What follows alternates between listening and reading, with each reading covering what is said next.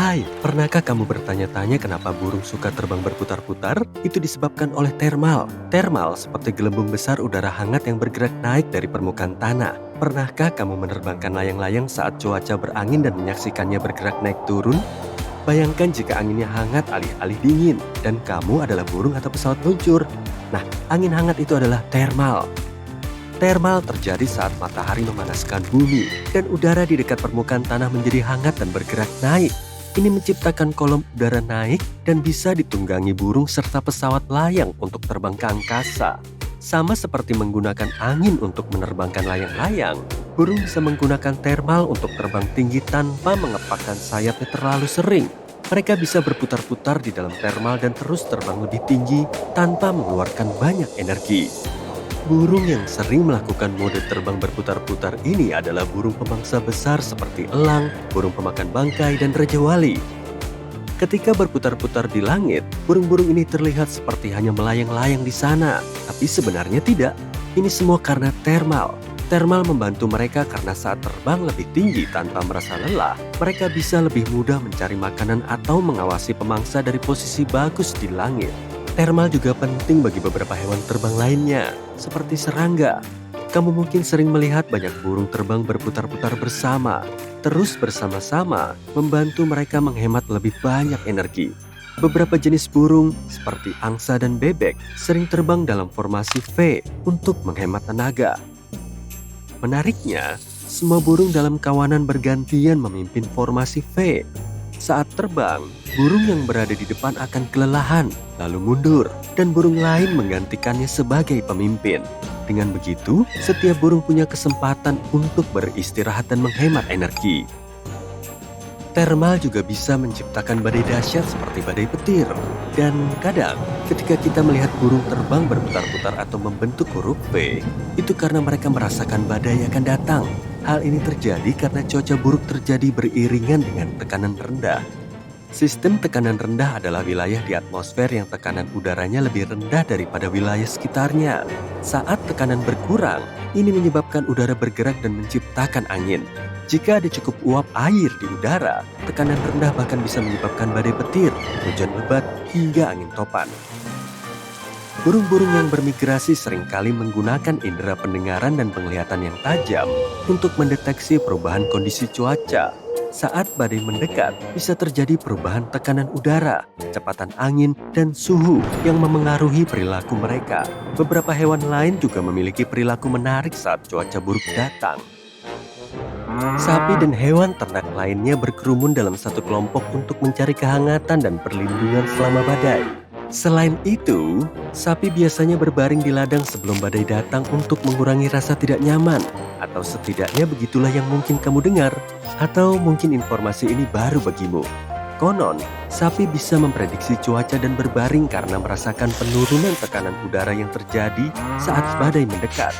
Tapi sains belum membenarkannya karena tidak ada cukup bukti yang mendukung gagasan ini. Sapi memang suka berbaring sesekali, tapi itu karena berbagai alasan, seperti untuk beristirahat atau merenung. Jadi, kalau melihat sapi berbaring, belum tentu cuaca buruk akan datang. Berbagai penelitian menunjukkan hasil yang berbeda. Salah satunya menemukan bahwa sapi tidak menunjukkan perubahan perilaku yang signifikan sebelum hujan turun. Sementara penelitian lain mendapati sapi lebih sering berdiri saat hujan akan turun.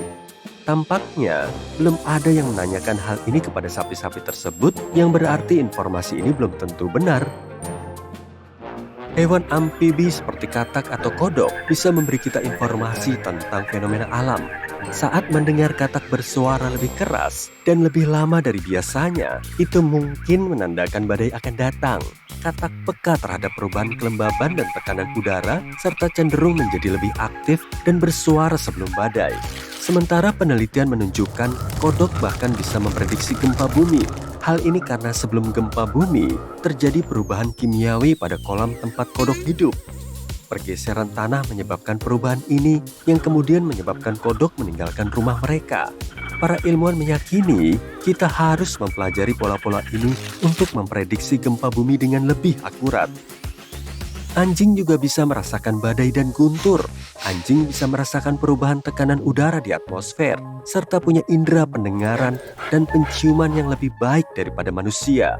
Saat badai mendekat, kita bisa mengamati beberapa hal dalam perilaku anjing.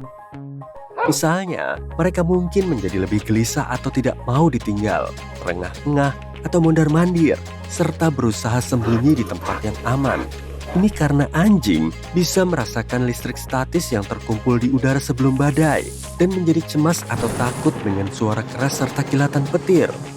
Ada cerita bahwa anjing juga bisa memprediksi gempa bumi meski tidak ada bukti kuat tentang hal itu. Tapi siapa yang peduli? Anjing tetaplah pahlawan kita meskipun tanpa kemampuan itu. Lebah madu juga bisa merasakan perubahan tekanan dan tingkat kelembapan.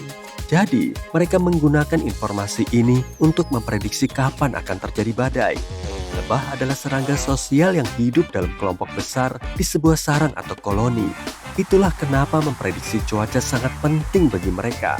Mereka harus melindungi sarang dan mengumpulkan makanan sebelum badai datang.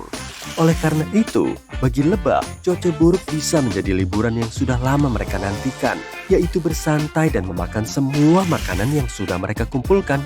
Aku pun sama. Laba-laba juga punya kekuatan super dalam hal cuaca. Laba-laba memang tidak bisa memprediksi cuaca, tapi perilaku mereka bisa memberi kita petunjuk tentang suhu di luar. Saat cuaca semakin dingin, laba-laba mungkin akan mencari tempat berlindung di dalam ruangan. Jadi, kalau melihat banyak laba-laba di rumah, bisa jadi ini pertanda cuaca yang lebih dingin akan segera tiba. Kamu mungkin pernah mendengar ular bisa memprediksi gempa bumi. Legenda asal mula kepercayaan ini sebenarnya sudah ada sejak tahun 373 sebelum Masehi. Ketika ular dan makhluk lainnya konon meninggalkan suatu wilayah sebelum terjadi gempa bumi besar di Yunani. Cerita yang menarik, tapi tidak banyak bukti yang mendukung teori ini. Para ilmuwan mengakui ular dan hewan lainnya memang bisa merasakan gempa bumi beberapa detik sebelum manusia, karena mereka bisa merasakan getaran awalnya dengan lebih baik. Tapi masih belum diketahui apakah mereka bisa mendeteksinya beberapa hari sebelumnya. Bagaimana dengan domba dan indera keenam mereka? Ini memungkinkan mereka memprediksi hujan atau salju. Domba-domba berkumpul berdekatan sebelum badai, yang bisa jadi merupakan cara menghangatkan diri atau melindungi diri dari cuaca. Tapi teori ini masih perlu diuji dan dibuktikan lebih lanjut. Meh. Kamu juga akan mendengar serigala melolong saat badai besar. Banyak orang mengira serigala melolong saat bulan purnama. Tapi beberapa ahli percaya bahwa perubahan tekanan udara yang terjadi saat badai besar bisa menyebabkan ketidaknyamanan pada telinga serigala yang sensitif. Dan inilah yang membuat mereka melolong. Tapi sekali lagi, sulit untuk memastikannya karena ada banyak alasan kenapa serigala melolong. Mereka melolong untuk menandakan bahaya, memikat pasangan, dan berkomunikasi dengan kawanannya. Selain itu, tidak ada bukti bahwa bulan purnama membuat mereka melolong saat melihatnya. Tapi itu bagus untuk cerita film. Telinga hiu peka terhadap perubahan tekanan udara dan air yang biasanya berlangsung saat terjadi angin topan dan badai tropis. Beberapa ahli percaya hiu bisa mendeteksi hal ini dan dengan cepat menyelam ke perairan lebih dalam agar tetap aman. Penelitian menunjukkan hiu sering berperilaku seperti ini sebelum badai. Sekali lagi, hal ini belum bisa dipastikan sepenuhnya. Tapi seperti banyak hewan lainnya, hiu punya kemampuan khusus untuk mendeteksi perubahan di lingkungannya dan menggunakannya untuk bisa bertahan hidup dan terus berkembang.